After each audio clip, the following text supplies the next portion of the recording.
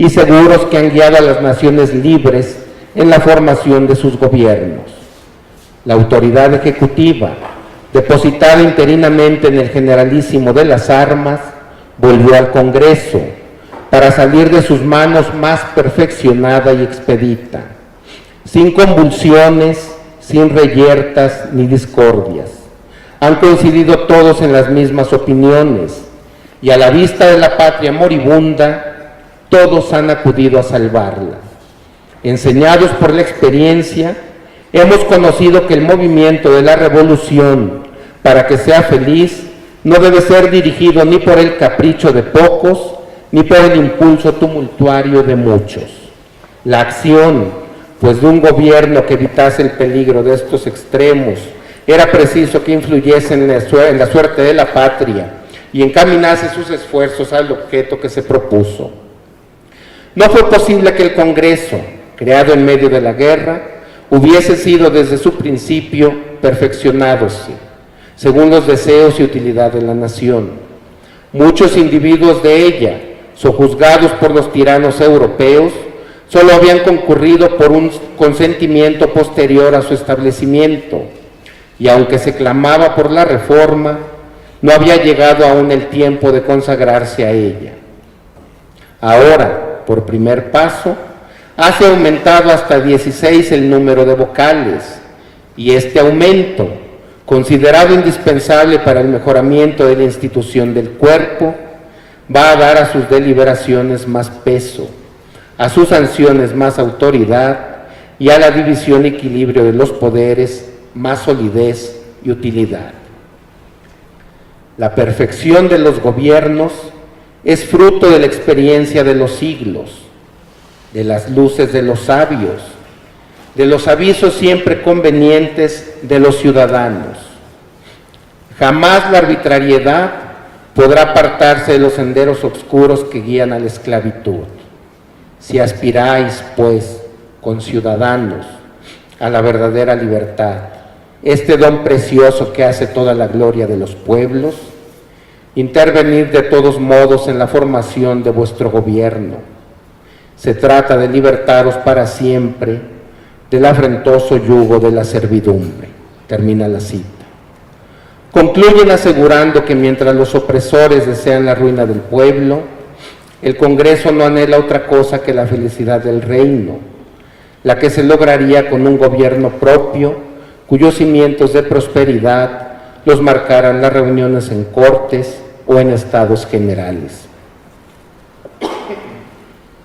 Es claro que había una idea, digo yo, muy lúcida, y digo yo también que ya la quisieran muchos de nuestros gobernantes. Hay una idea precisa que nos borra también el hecho de que la revolución de 1810 sea una revolución de masas.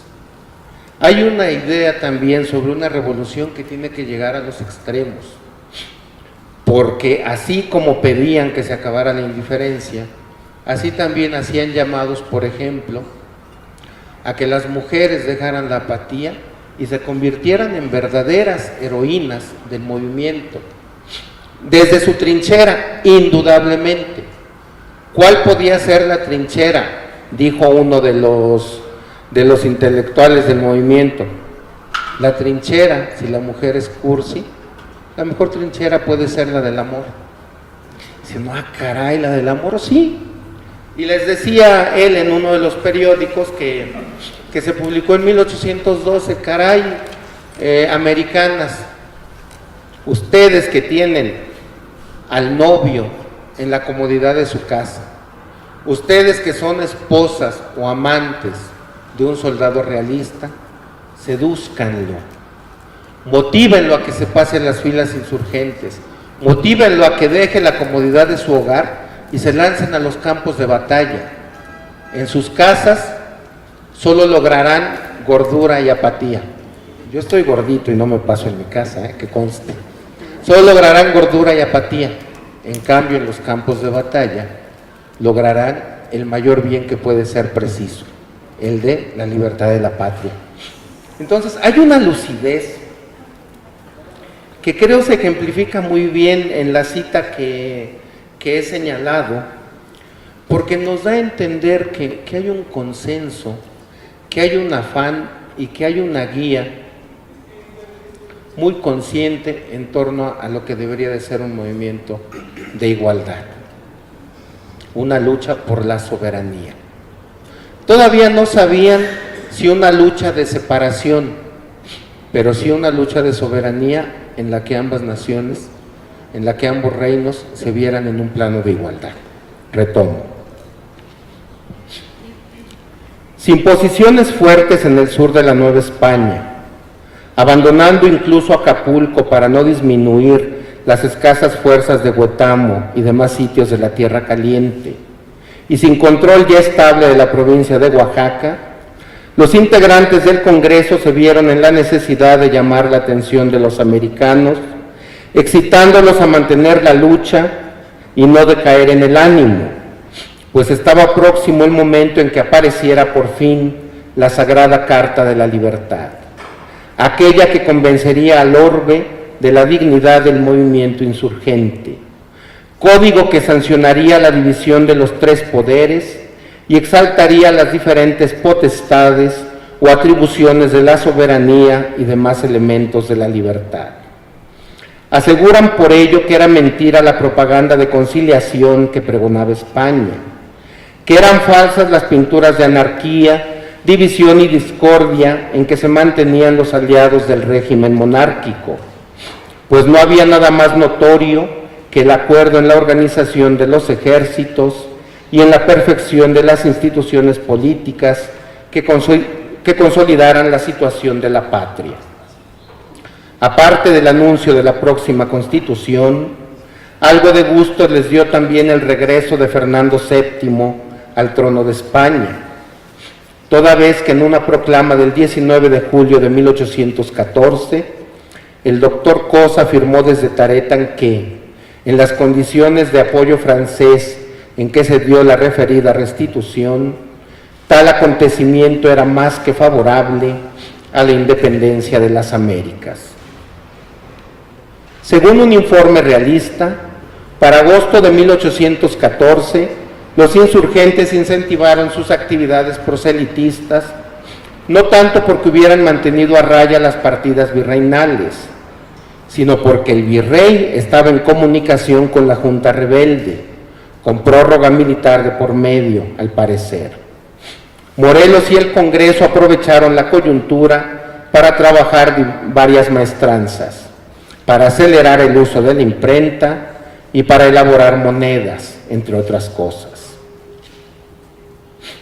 En una exposición reservada que dirigió al ministro de Gracia y Justicia el 18 de agosto de 1814, el virrey Calleja reconoció, en efecto, que había intentado muchos medios para apaciguar la rebelión, desde el indulto, la piedad, el rigor, el convencimiento y el raciocinio, hasta la unión mediante la Constitución de Cádiz, de la que los americanos se mostraban adictos, no por convencimiento, sino por conveniencia, al considerarla como el mejor instrumento de sus maquinaciones. Sin embargo, como nada parecía funcionar hasta esa fecha, no veía otra salida que implementar la ley marcial, único método posible para reducir al orden a los perversos y para eliminar los afanes independentistas de 6 millones de americanos. Eso siempre y cuando dicha ley estuviera apoyada por el monarca, con la remisión de 6,000 a 8,000 soldados, más 12 a 15,000 armamentos de infantería y 6 u 8,000 de caballería. El ejército se aumentaría con gente del país, por supuesto. De no recibir este apoyo, la guerra conduciría a la Nueva España a la ruina, suceso trascendental para la península. Adujo al respecto, cito: la insurrección está sumamente impresa y arraigada en los ánimos americanos, y solo un proceder enérgico y una fuerza respetable podrán extinguirla, porque es de advertir que de otro modo, aun cuando las armas de los rebeldes no nos subyuguen y nos envuelvan sus maquinaciones, la miseria y la consunción llegarán a ser lo que no han podido la fuerza ni la intriga. Es de esperar que con las tropas que tengo a mis órdenes, los insurgentes serán batidos como lo han sido hasta aquí en cualquier número que se presenten. Pero también es cierto que esto no basta para concluir la rebelión, o más bien prolonga sus fatales efectos. Ella obra contra nosotros bajo dos relaciones, atacándonos con la fuerza o debilitándonos con la miseria. En el primer sentido, siempre será arrollada. En el segundo, nos pondrá al fin en agonía. La fuerza militar con que cuento es la muy precisa para conservar las capitales y varias poblaciones aisladas, mas entre tanto una infinidad de pequeños pueblos están irremediablemente a merced de los bandidos. Los caminos no son nuestros, sino mientras los transita una división. Y lo que es más, los terrenos productivos son en la mayor parte de los bandidos, superiores infinitamente en número. Por consecuencia, el tráfico está muerto, la agricultura va expirando, la minería yace abandonada, los recursos se agotan, las tropas se fatigan, los buenos desmayan, los pudientes se desesperan, las necesidades se multiplican y el Estado peligra. Como los rebeldes armados discurren en gavillas, sin localidad ni asiento, y se componen en la mayor parte de hombres del campo, de los trapiches y de las minas, gente de a caballo, acostumbrada al vicio, a la frugalidad y a la miseria, no tienen ni necesitan de una administración regulada. Sin cálculo ni previsión vagan por todas partes, comen, roban, talan y saquean donde lo encuentran, ya reuniéndose en grandes masas, ya dividiéndose en cortas partidas, y el daño lo hacen todo refluir sobre nosotros. Esta proporción que tienen de satisfacer sus necesidades del momento y sus caprichos y venganzas tumultuarias los mantiene en la vida de bandidos. La sangre corre sin cesar, la guerra se hace interminable y el fruto jamás se coge. Termina la cita. Sin acceder a ningún acuerdo, la guerra se hizo interminable y el 22 de octubre, finalmente, se sancionó en Apatzingán el decreto constitucional para la libertad de la América mexicana.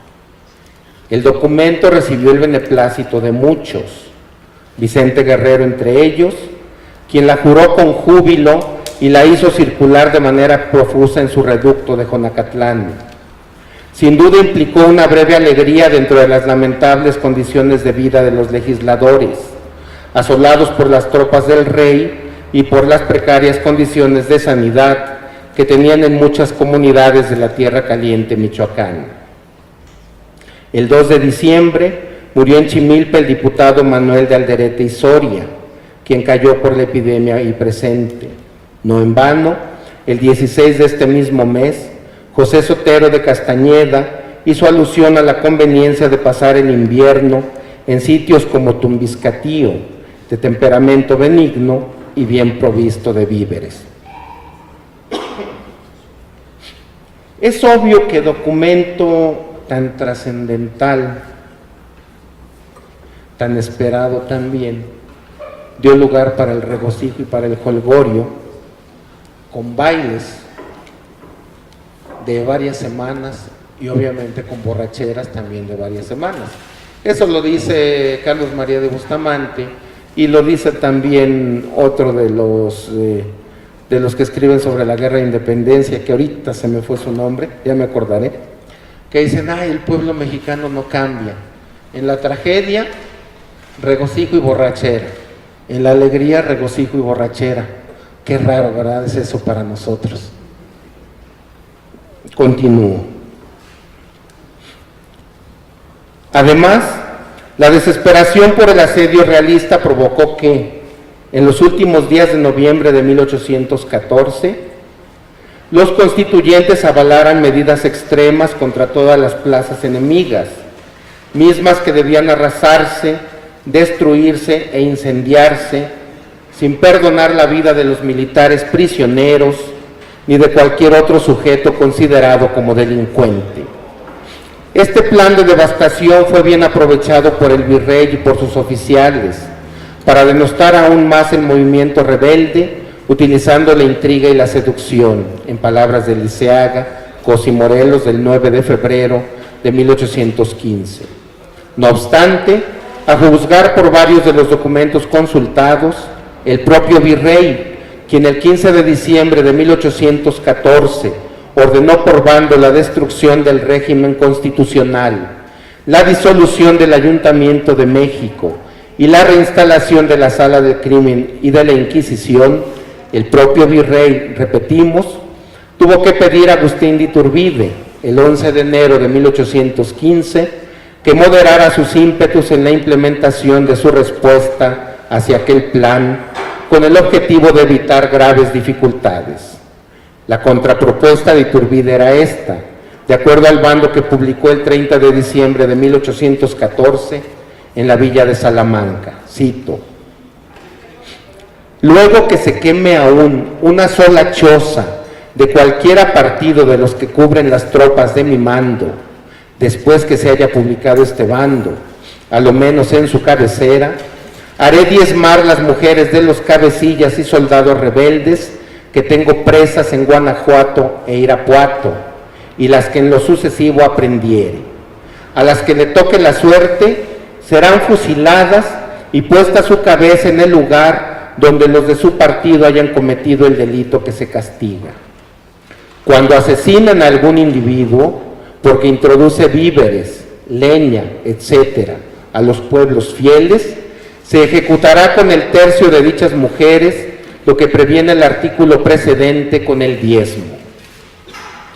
Si asesinaren los rebeldes a algún correo o soldado que por accidente cojan solo en el campo y no en acción de guerra, serán pasadas por las armas, sin excepción, todas las repetidas mujeres, y el mismo castigo se ejecutará cuando en los extramuros de cualquiera lugar fiel se ha sacrificado cualquiera de sus vecinos.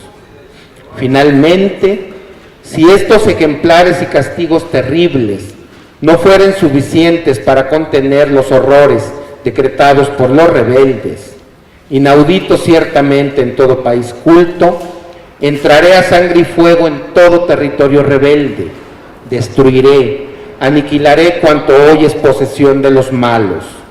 Valle de Santiago, Pénjamo, Pueblo Nuevo, Piedra Gorda, Santa Cruz, etcétera, dejarán de existir.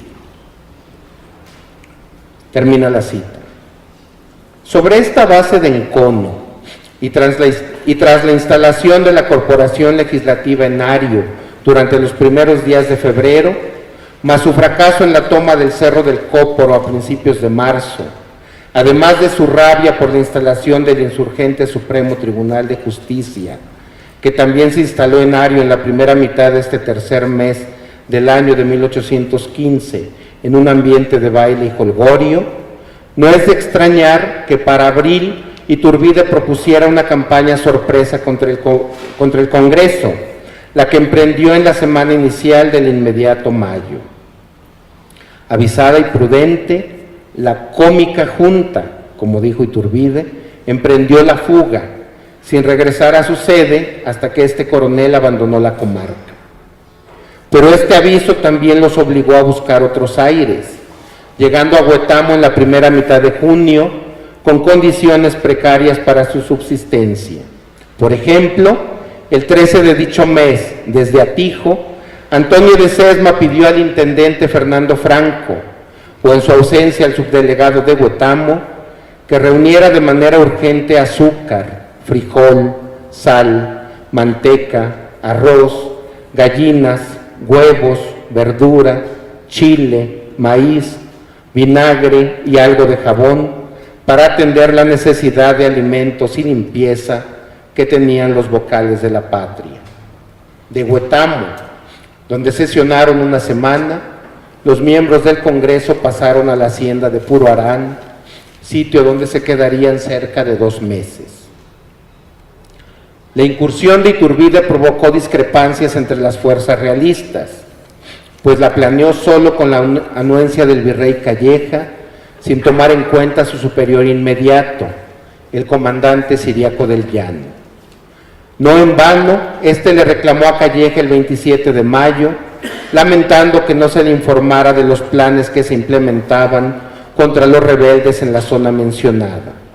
Sin duda, este reclamo no le preocupó en lo absoluto al virrey, consciente como estaba respecto a su obligación de dictar o aprobar cualquier medida que considerara adecuada para derrotar a la canalla insurgente. De hecho, en carta reservada al ministro universal de Indias, fecha del 22 de febrero de 1815, argumentó que estaba incluso dispuesto a expulsar del país a los malos eclesiásticos que pregonaban el odio contra el gobierno y contra los españoles. Con buenos religiosos y clérigos plenamente adictos al rey, con la llegada de los refuerzos prometidos, con la justicia de sus medidas, con la lealtad y la fuerza del ejército virreinal, además de sus múltiples proclamas por la paz, no dudaba de que pronto limpiaría el territorio novohispano de las numerosas gavillas que vagaban como árabes por él. Ahorita me estoy acordando de que la Constitución de Apatzingán dio pie al jolgorio, sí, a la borrachera, pero también a las canciones y a los bardos. Hay múltiples cantos en torno a la necesidad de instalar el Congreso.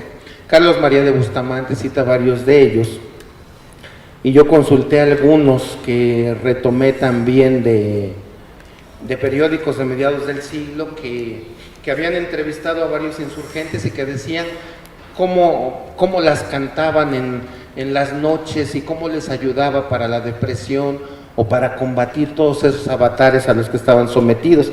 Recuerdo una de ellas que decía: ¿cuándo llegará ese cuándo que tanto la patria desea? Que la América se vea de su libertad gozando.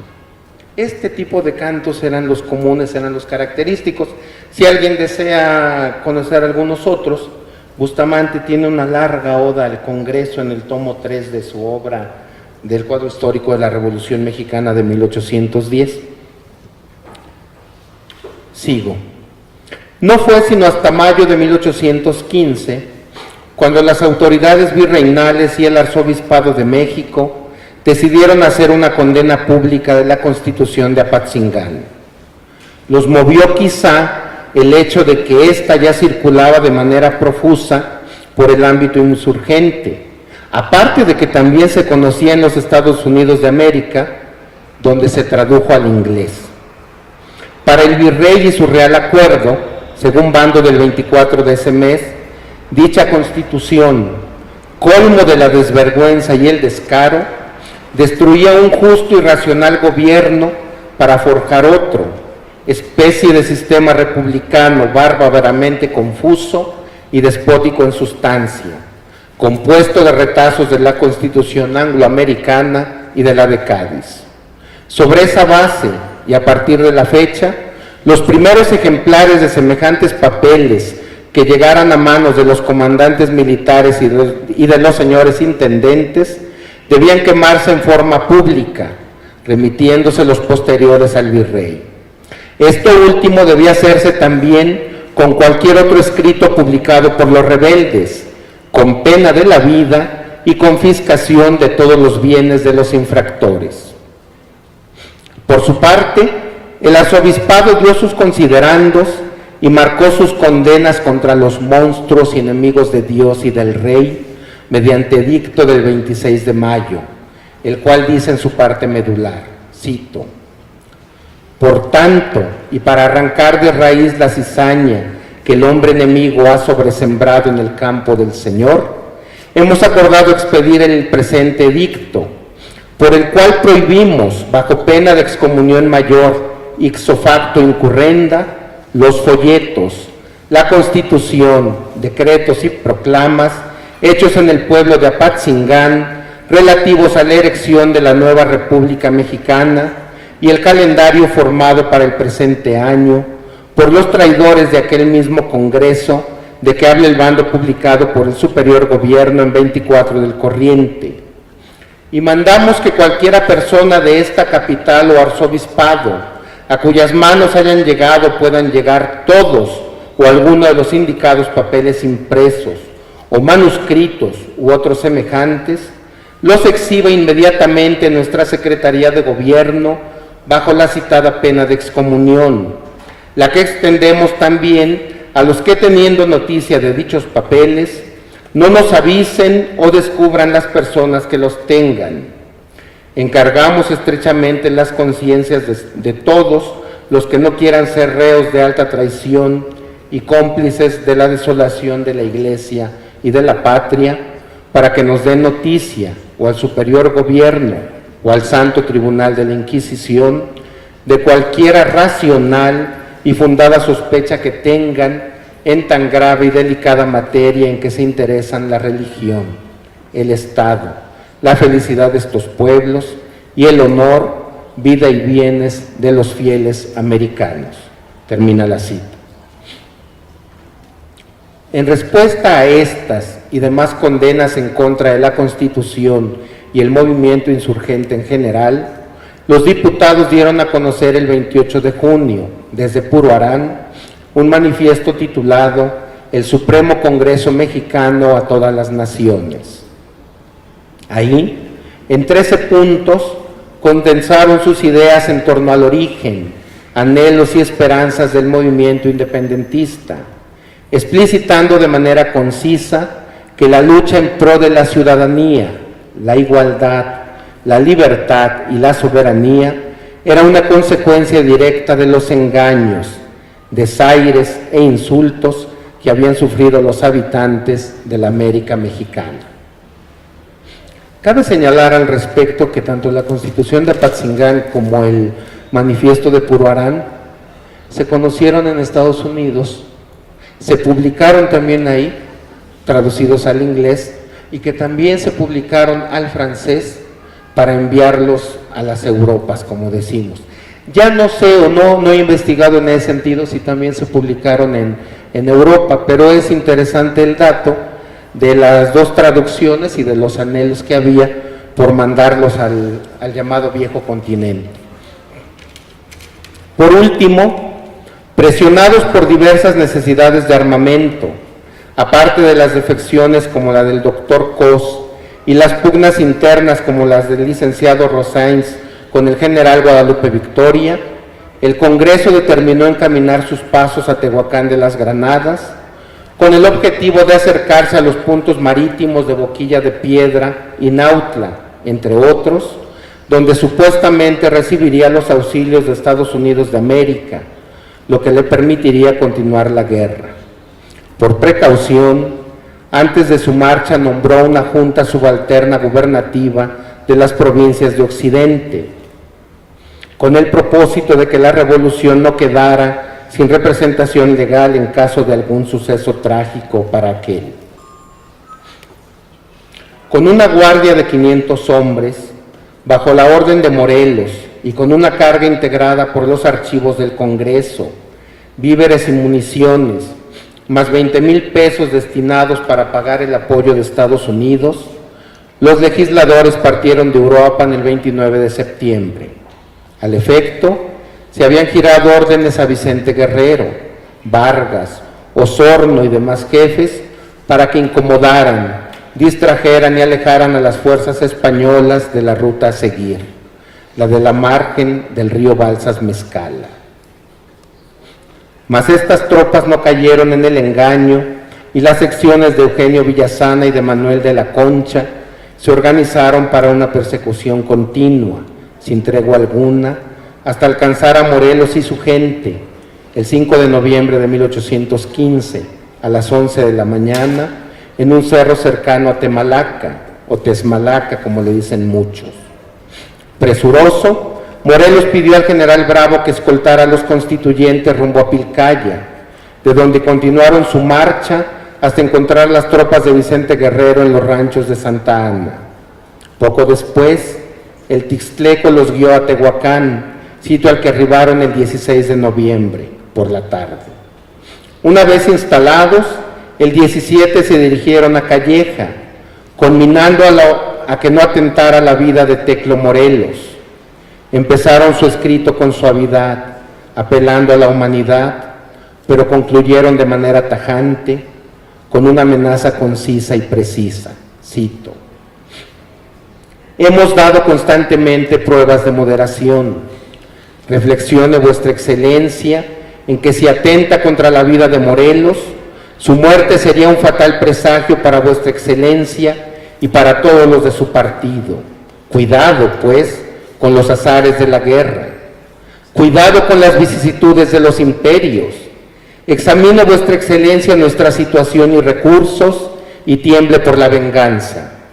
Si vuestra excelencia se muestra cruel, ¿qué puede prometerse si las contingencias inesperadas de la campaña lo ponen en nuestras manos?